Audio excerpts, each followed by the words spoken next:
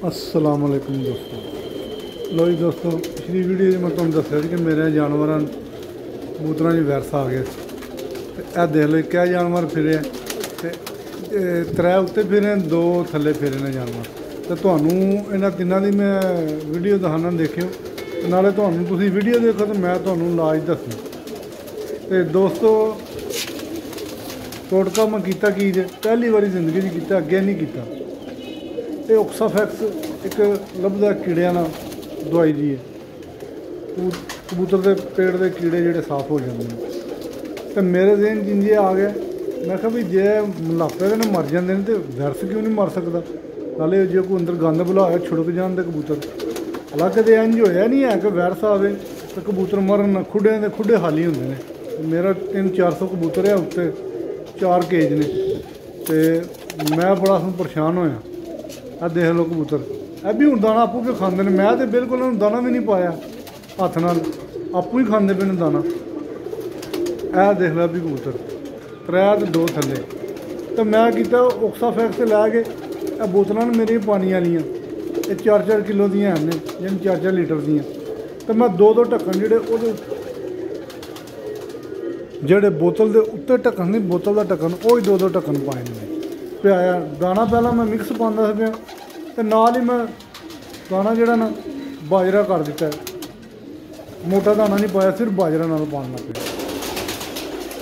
तो राती सिर्फ दिता, सवेले देखा कबूतर सारे घोगू कबूतर होर कोल भी खलोते है। तो जनाब मैं सुबह फिर देसी घ्यो वाले भोरे इन्होंने पाए, अगू हफ्ता डेढ़ भोरे, सुबह भोरे पाँदा ने, शाम को बाजरा एक टाइम दाना कर दिता। 3-4 बजे ना दाना पाई दा। तो कबूतर सारे फिट हो गए। तुहानूं सारे की वीडियो विखाने, सारे देखियो कबूतर फिट हो गए। तो दोस्तों ये बड़ा अच्छा टोटका जे दोस्त नवे दोस्तों वास्ते भी, तो पुराने भी जोड़े उस्ताद ने।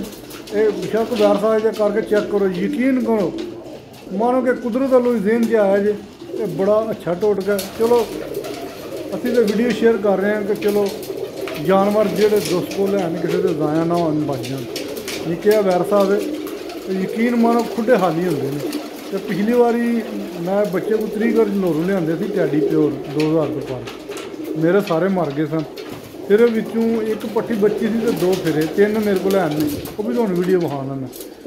यह दोस्तों टोटका जो बिल्कुल आसान जिहा ऑक्साफैक्स सिर्फ वो जो मैं तुहानूं वो दवाई जी वह भी मैं तस्वीर उत्ते सेंड करना।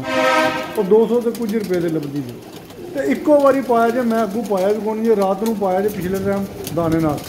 यह बोतल वेखी जी 2-2 ढक्कन मैं पा दिते, ला के चंगी तरह मिक्स करके धर दिते। तो अगू भोरे पाए ने सुबह घ्यो वाले, देसी घ्यो वाले। तुहानूं देसी वाले लभ जान तां भी ठीक है, डालडा घ्यो लभ जान तां भी ठीक है। तो जनाब भोरे पाओ, इन्ने कर पाओ कि जो नाश्ता कबूतर होंगे 8-10 भोरे आ जाए कबूतर। तो शाम पिछले टाइम दाना, एक टाइम दाना पाओ। तो यकीन करो कबूतर वेला मेरे फिट हो गए जो सारे। देखो सारे कबूतर तो सारे कैमरा मार के विखाने, देखो एक कबूतर भी बीमार नहीं। हालांकि इंज कदे भी नहीं होया वायरस आवे भाई कबूतर ना करते 10-20-30 कबूतर तो लाजमी भी मरते हैं। यकीन करो एक भी नहीं मरिया कबूतर।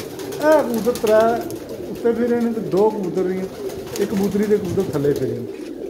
तो यकीन करो थले वाले कबूतर भी ठीक ने, अभी ठीक ने। तो जे दोस्तों तुहानूं वीडियो पसंद आई है तो लाइक शेयर जरूर करो। चलो कोई और दोस्त का भी भला हो जाए। जानवर भी ये भी बेजुबान जानवर है, चलो कोई किसी के बीमार होने बच जान, ये भी सदका जारी है जी। तो मैं तो कहना कि जो उस्ताद लोग ने भी जमान जे मसला बन जाए जमान। यह देखो यह भोरे जी घ्यो वाले लगे, पर हल्का जहा ज़्यादा नहीं लाया भी जो हथा ना घ्यो लगे। पूरा जहा घ्यो लाओ भी जो ज़्यादा भी नहीं घ्यो लाना कि तुम भोरे पाते तो हथ ही नुचड़ जाए घ्यो ना, चमची 1.5 रोटी च ला लो। आ देखो भोरे। तो जिन्हों को जानवर ज़्यादा ने भी मैं तुम दसा भोरे करना आसान जहा तरीका है। ग्राइंडर मशीन भी हो जाते जे, जूसर वाली मशीन भी हो जाते जे। असीं उहदे विच जूस वाली मशीन कीते जी, उन्हें 6-7 रोटियां रोज़ भोरे करन नहीं होंगे। अब देख लो बिल्कुल सारे कबूतर फिट गए। हालांकि वायरस 2 किस्मों नाल आउंदा है।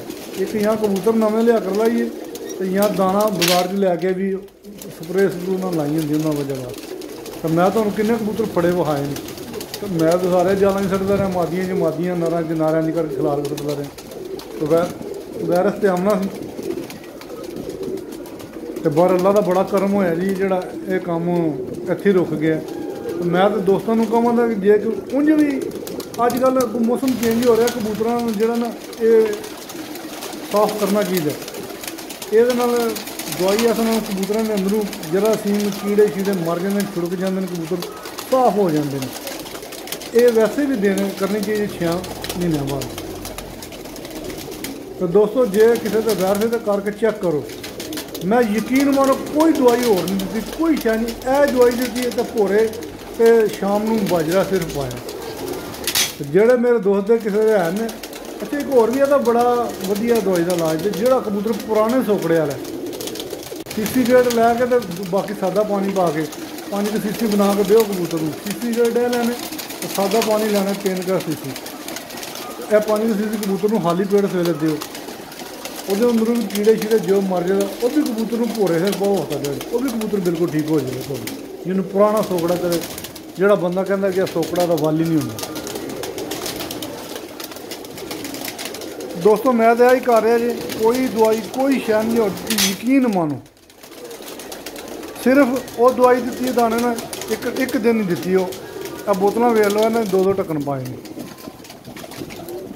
ਤੇ ਅੱਗੋਂ ਸੁਬਾਹ ਭੋਰੇ ਪਾਉਣਾ ਪਿਆ ਤੇ ਸ਼ਾਮ ਨੂੰ ਸਿਰਫ ਬਾਜਰਾ ਇਹਨਾਂ ਨੂੰ ਪਾ ਰਿਹਾ। ਪਹਿਲਾਂ ਮਿਕਸ ਪਾਉਂਦਾ ਰਿਹਾ ਜਦੋਂ ਬਿਮਾਰ ਹੋਏ ਨੇ, ਬਾਅਦ ਹੁਣ ਬਾਜਰਾ ਵੀ ਪਾਉਣਾ ਤੇ ਕਬੂਤਰ ਸਾਰੇ ਫਿੱਟ ਨੇ। ਅੱਗੇ ਦਾਣਾ ਵੀ ਮੈਂ 2 ਟਾਈਮ ਪਾਉਂਦਾ ਸਾਂ, ਸਵੇਲੇ ਵੀ ਸੁੱਟਦਾ ਸਾਂ ਦਾਣਾ ਤੇ ਸ਼ਾਮ ਨੂੰ ਵੀ ਪਾਉਂਦਾ ਸਾਂ। ਹੁਣ ਦਾਣਾ ਇੱਕ ਟਾਈਮ ਕਰਦੇ, ਸੁਬਾਹ ਭੋਰੇ ਕਰਦੇ, ਕਬੂਤਰ ਸਾਰੇ ਫਿੱਟ ਹੋ ਗਏ। ਮੈਂ ਕਿਹਾ ਚਲੋ ਯਾਰ ਦੋਸਤਾਂ ਨਾਲ ਵੀ ਸ਼ੇਅਰ ਕਰ ਦਈਏ। ਇਹ ਪਤਾ ਜੀ ਜਿਹੜੇ ਬਿਮਾਰੀਆਂ ਦੇ ਬੰਦਾ ਭੁੱਲ ਜਾਂਦਾ, ਕਦੇ ਇਹ ਦਵਾਈ ਦੇ ਜ਼ਿਆਦਾ ਕਬੂਤਰ ਬਿਮਾਰ ਕਰ ਲੈਂਦੇ। ਜਿਹਨਾਂ ਨਹੀਂ ਵੀ ਮਰਨਾ ਹੁੰਦਾ ਵੀ ਅਸੀਂ ਮਾਰ ਲੈਂਦੇ ਹਾਂ। ਕਿੰਨੀ ਵਾਰੀ ਮੇਰੇ ਆਪੂ ਕਿੰਨੀ ਵਾਰੀ ਵਾਇਰਸ ਆਇਆ ਸਾਨੂੰ ਪਤਾ ਹੀ ਨਹੀਂ ਸੀ। ਐਵੇਂ ਬੰਦਾ ਪਿਆ ਕਦੇ ਇਹ ਦਵਾਈ ਦਿੰਦੇ, ਕਦੇ ਇਹ ਦਿੰਦੇ। ਤੇ ਇਹ ਟੋਟਕਾ ਹੋਇਆ ਜੇ। ਤੇ ਮੈਂ ਤਾਂ ਇਹਨਾਂ ਕਸਮ ਰੱਬ ਦਾ ਕੋਈ ਕਰਿਸ਼ਮਾ ਹੀ ਹੋਇਆ, ਇੱਕ ਕਬੂਤਰ ਵੀ ਨਹੀਂ ਮਰਿਆ। ਇਹ ਸਿਰਫ 3 ਕਬੂਤਰ ਫੇਰੇ ਨੇ ਉੱਤੇ ਤੇ 2 ਥੱਲੇ, ਬਾਕੀ ਸਭ ਕਬੂਤਰ ਫਿੱਟ ਨੇ। ਲਓ ਜੀ ਦੋਸਤੋ, ਇਹ ਤੁਹਾਡੀ ਮਿਹਰਬਾਨੀ। ਵੀਡੀਓ ਲਾਈਕ ਸ਼ੇਅਰ ਜ਼ਰੂਰ ਕਰਿਓ। ਚਲੋ ਹੋਰ ਦੋਸਤਾਂ ਤੱਕ ਵੀ ਪਹੁੰਚਦੇ ਆ।